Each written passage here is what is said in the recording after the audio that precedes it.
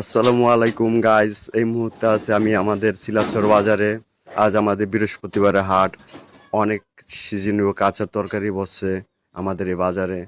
চলুন দেখি কত পরিমাণ তরকারি আমাদের বাজারে। পুরোপুরি মাঠ কোনাকাঞ্চিতে সব জায়গায় খালি দেখা যাইতেছে সবজি আর তরি তরকারি।